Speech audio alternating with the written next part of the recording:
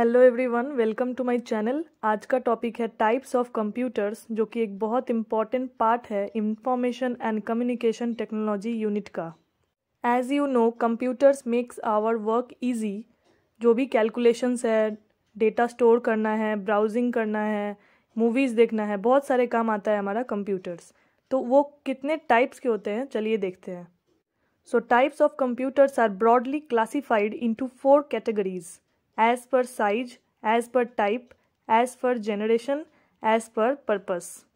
आज के क्लास में हम लोग कवर करेंगे as per size and as per type. So now start with as per size. Size को ध्यान में रख के कंप्यूटर हमारा कितने टाइप्स का होता है। Number 1, micro computers. These are small and inexpensive computer comprising of a micro processor and a CPU. ये साइज में तो छोटा होता ही है, प्लस इनएक्सपेंसिव भी होता है, सस्ता भी होता है। ये सबसे कॉमन टाइप है, सबके घर पे है, हमारा personal computer, laptops, tablets etcetera. Now move on to second one, mini computers. Developed in mid-1960s, comparatively smaller than mainframe computers, they were developed keeping in consideration of human interaction and were cost-effective, low storage and low speed. इस type के computers को human interaction को ध्यान में रख के बनाया गया है। मतलब हम एक दूसरे से कम्युनिकेट कैसे जल्द से जल्द कर पाए, और इसमें स्टोरेज जो होता है वो कम होता है और इसकी स्पीड भी कम होती है as compare to main frame. इसको मिड 1960s में डेवलप किया गया था। इसके कुछ एग्जांपल्स है स्मार्टफोन्स, आईपैड्स एक्सेट्रा।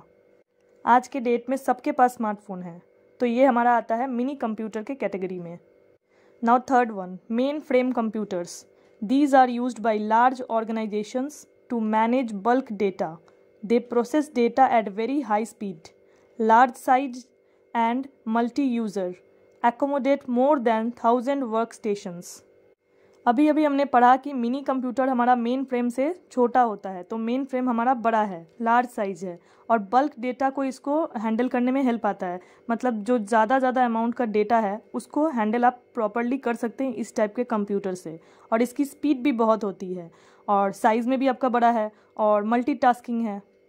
इसके एग्जाम्पल्स है, रेलवेज़ में हमारा इस टाइप के कंप्यूटर्स यूज़ होते हैं, एयरलाइंस में, बैंक्स में, और बड़े बड़े ट्रेडिंग कंपनीज़ में यूज़ होता है। Now fourth one, supercomputers.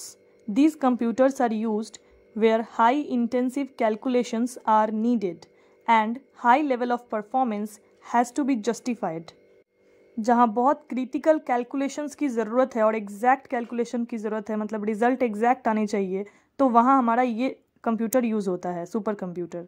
और इस टाइप के कंप्यूटर से हमेशा हाई लेवल परफॉर्मेंस जस्टिफाई करने की उम्मीद रहती है, इसलिए इन सब जगहों पे हमारा सुपर कंप्यूटर यूज़ होता है। तो वो कौन कौन से जगह है?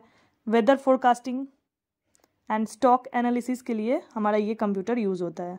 Now fifth one, work stations. These are use to store lot of memory. They are high quality monitor designed for single user and has advanced graphics capabilities with a powerful microprocessor, first developed in US, United States in 1981 by NASA for its space program and commercially introduced in 1983. इस type के computer बहुत ज़्यादा amount के memory store करने की capacity रखते हैं, और ये एक हाई क्वालिटी मॉनिटर है। इसका माइक्रो प्रोसेसर भी बहुत स्ट्रॉन्ग होता है, और इसे पहली बार डेवलप्ड किया गया था यूनाइटेड स्टेट्स में, उनके स्पेस प्रोग्राम के लिए किया गया था, लेकिन कमर्शियली भी इसको पूरा इंट्रोड्यूस कर दिया गया वर्ल्ड वाइड 1983 में। तो ये थे 5 types on the basis of size of computers. Now move on to types of computers as per type. So first one, analog computers. It uses continuous changeable aspects of physical phenomena to model the problem being solved. ये continuously चलते रहता है result को जानने के लिए।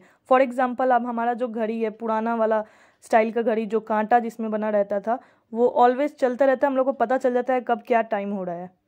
या फिर थर्मोमीटर का रीडिंग लेते वक्त, या बाइक्स में भी पहले हुआ करते थे, अभी तो सब डिजिटल हो गया है, पहले बाइक्स में भी थे कांटा वाला, उससे पता चल जाता था कितने किलोमीटर्स वो रन किया है। तो ये सब में एनालॉग कंप्यूटर्स का लॉजिक यूज़ किया गया है। Now second one, digital computers. Such computers are capable of solving problems in discrete manner. It only operates the data in binary language and can perform dynamic function of managing large amount of data.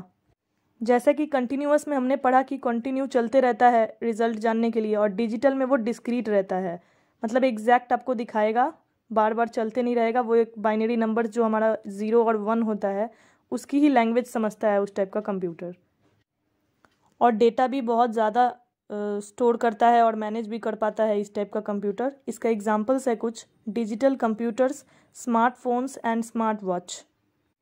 इन सभी जगह देखिएगा कांटा system तो हट ही गया है, plus इसमें सिर्फ नंबर्स में आपको बताता है एग्जैक्ट एक्यूरेट।